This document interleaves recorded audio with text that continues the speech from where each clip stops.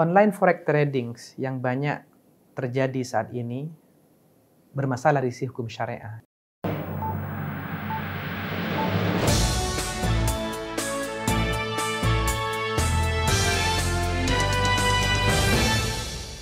Assalamualaikum warahmatullahi wabarakatuh. Sesi ini kita akan bicara tentang isu forex dalam Islam. Forex dalam Islam diatur dalam sebuah konsep, yaitu bai'us sharaf, jual beli mata uang. Termasuk di dalamnya adalah jual beli emas dan perak. Walaupun dia berada di bawah chapter jual beli, tetapi bai'us sharaf ini memiliki syarat khusus yang barangkali tidak sama dengan syarat-syarat jual beli yang lain, seperti murabahah, salam, dan sebagainya. Dalam forex setidaknya ada dua syarat penting yang mesti dipenuhi. Pertama, dia harus terjadi secara spot atau lani, dan apa disebut dengan taqabud, ya, adanya transaksi secara spot antara kedua pihak yang bertransaksi. Tidak boleh ada penangguhan. Jika ada penangguhan, maka akan menimbulkan isu riba yang disebut dengan riba nasa, riba karena ada penangguhan pada penyerahan mata uang. Yang kedua, jika mata uang itu dipertukarkan ya dalam bentuk yang sama, seperti pertukaran ringgit dengan ringgit, maka ada syarat tambahan, yaitu dia harus sama atau wajib sama nilainya, value-nya. Hingga 10 ringgit hanya boleh ditukarkan dengan 10 ringgit yang sama. Tetapi kalau berbeda mata uangnya, maka boleh tidak sama nilainya, tetapi syarat pertama kena dijaga, yaitu dia harus memenuhi syarat spot, syarat lani. Sehingga oleh karena itu syarat-syarat yang lain seperti khiyarus syarat, syarat untuk penangguhan, deferment clause, dan sebagainya tidak dibolehkan dalam forex karena dia tidak memenuhi syarat spot. Dalam konteks keseharian, maka ada beberapa bentuk pertukaran mata uang yang ditawarkan. Money changers misalnya adalah salah satunya. Syariah memperbolehkan karena dia pertukaran biasa, disebabkan dan memiliki unsur spot di situ, atau juga pertukaran mata uang yang ditawarkan oleh perbankan-perbankan. Western Union itu adalah pertukaran mata uang atau forex yang biasa dan diperbolehkan oleh syariat karena syarat pertama dalam pertukaran mata uang terpenuhi, yaitu terjadinya penyerahan barang, penyerahan mata uang secara spot.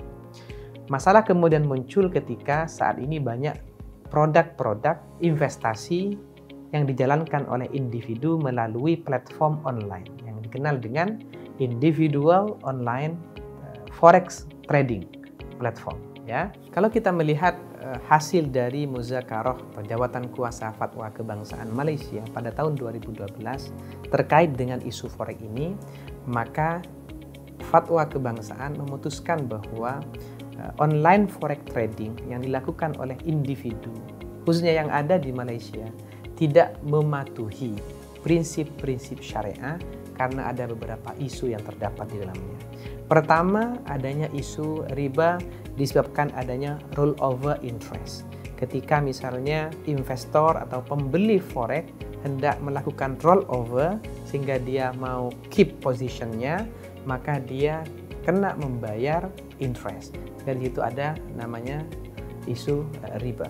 Kemudian isu yang kedua adalah isu bai' was salaf, penggabungan antara jual beli dengan hutang, di mana seorang peserta, seorang pembeli forex, dia dapat membeli forex melebihi jumlah uang yang dimiliki dengan cara mendapatkan pinjaman yang kononnya pinjaman dari traders atau brokers melalui mekanisme leveraging, ada 1:100, 1:1000 dan sebagainya.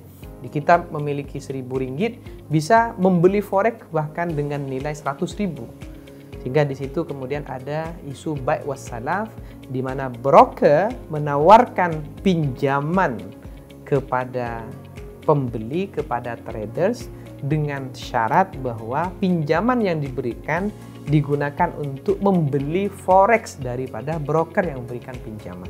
Dan ini dilarang oleh syariah karena ada hadis Rasulullah SAW yang menyatakan naha Rasulullah an bai'in wa salafin. Rasulullah melarang penggabungan jual beli dengan hutang, di mana seseorang memberikan hutang dengan syarat hutang itu digunakan untuk membeli barang daripada pemberi hutang atau pemberi pinjaman. Kemudian isu yang juga yang paling besar dalam konteks forex ini adalah isu tidak adanya qabd. Qabdnya tidak jelas. Apakah terjadi penyerahan atau penerimaan dari mata uang yang dibeli?